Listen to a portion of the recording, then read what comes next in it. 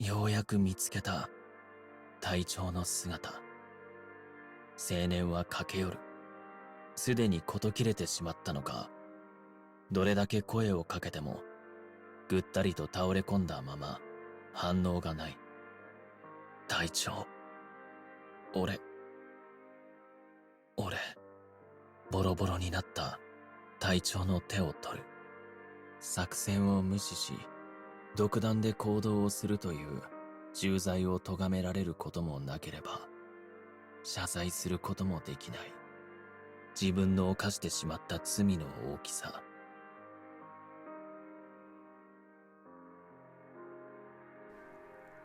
Hello, welcome, Cabbage here. Let's do a character analysis of Griff, who, I admit, did not strike me as terribly interesting at the beginning, but the conclusion of his arc shown in his Recollections of Dusk surprised me, affected me, and satisfied the Greek tragedy fan in me. Just a warning up front, I will not be talking about either Lars or the One-Eyed Man in this video. I want to stay focused just on Griff. In light of his Recollections of Dusk, I was wondering what exactly is Griff suffering from. I researched different types of wartime trauma. I was wondering, does he have post-traumatic stress disorder?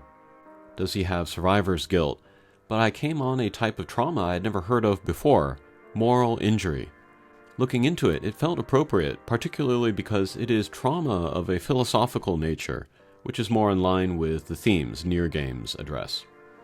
Just saying up front, I am not a doctor, and I don't have any personal experience with wartime trauma survivors, so if I misrepresent anything, let me know.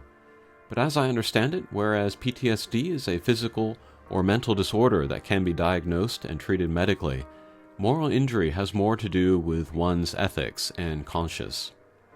Moral injury is when someone either commits an act that goes against their personal beliefs, or fails to stop an act that goes against their personal beliefs, or simply observes such an act.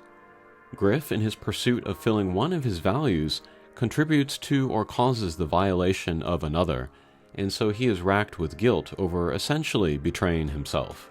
Early on, even before the disaster that defines him, Griff demonstrates a strong sense of honor. 名誉勲章。この国で功績を挙げた軍人に授与される最高位の勲章。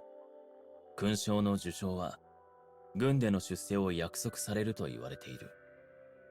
俺の実力を知らしめて軍のトップへ上り詰めるんだ。軍の報奨金目当てで入隊を希望する隊員が多い中、大きな志を胸に抱く青年。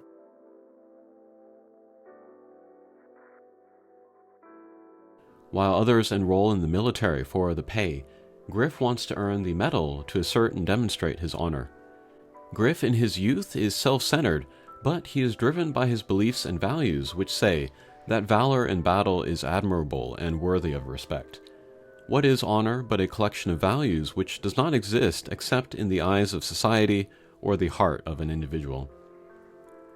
So as we see in Griff's dark memory story, his single-minded obsession with gaining personal glory, directly or indirectly, leads to the annihilation of his unit. I say directly or indirectly because that is open to interpretation. Surely his captain shares some of the blame for changing the plan the night before the action, but either way, it doesn't matter because Griff feels personally responsible in the end. In his pursuit to fulfill one value he has, he betrays another that he appears to have not known was there.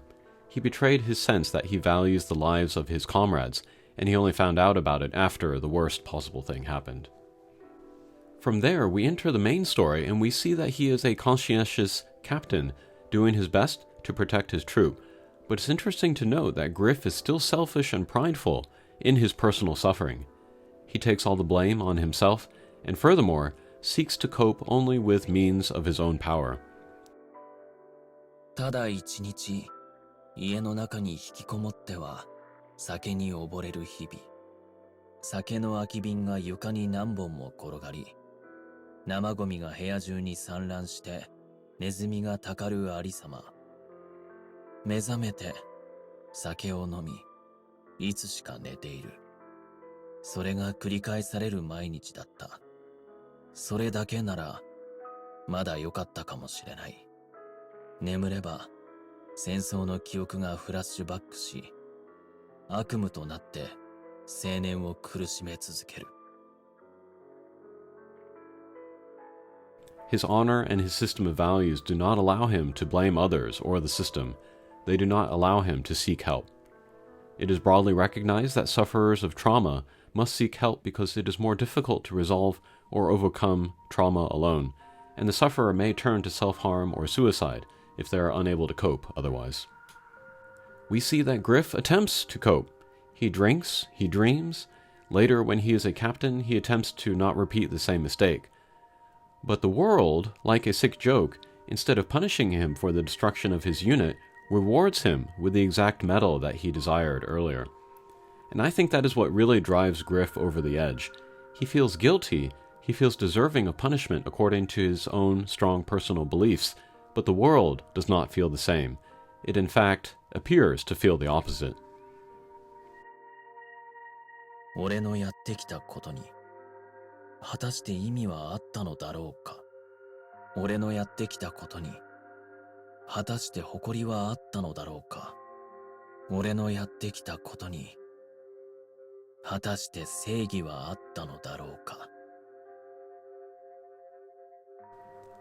Griff must feel in crisis about his own belief system, and perhaps even about justice and order in the world. It's bad enough that Griff feels guilt for his sin, but it is compounded by the possibility that it just might not matter.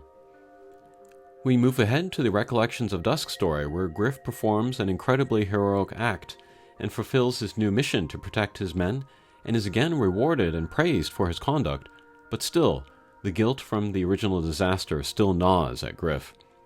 With this second round of praise, it seems that he comes to the conclusion that the world will never punish him, and so, in an act perhaps meant to impose his notion of order and justice onto the world, Griff metes out his own punishment on himself in the form of suicide. 結局、俺たちが救われる方法はこれだけかと。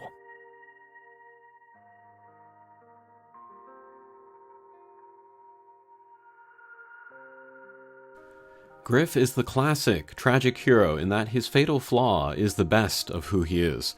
His sense of justice and honor inspires him to protect the men under his command, but it's that same sense of justice and honor that lead him to commit suicide. Aristotle laid out the traits of a tragic hero: virtuous, noble, feels responsible to the rules of honor and morality, and most importantly, a fatal flaw, which could also be a mistake or like hubris. Griff is talented, but he becomes overconfident. What's interesting about Griff's arc is that he does not undergo the typical reversal of fortune leading to his fall. Instead, he returns home a hero, elevated above where he started, which in the context makes blacker and more apparent what his mistake or his flaw was. Despite the difference, he still fulfills the tragic hero type because he dies at the end. The anguish he goes through that leads to his suicide may seem to be unearned and out of proportion for what he did, but that is how Greek tragedy works. The punishment is purposely severe to inspire greater feelings of sympathy and pity in us, the viewer. There was another path for Griff, as there is for anyone that suffers from moral injury, and the thing Griff is missing here, to take that path, is the capacity for forgiveness, specifically in forgiving the self. And I see this theme in many Nier Reincarnation characters. I looked up methods for helping moral injuries, and many of them are counseling or workshops.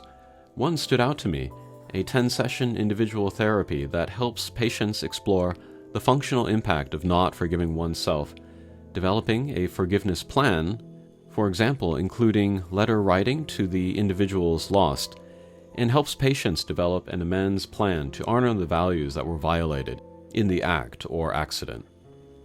Griff did not take any of these actions. All he did was suffer, self-medicate, and do his best to endure.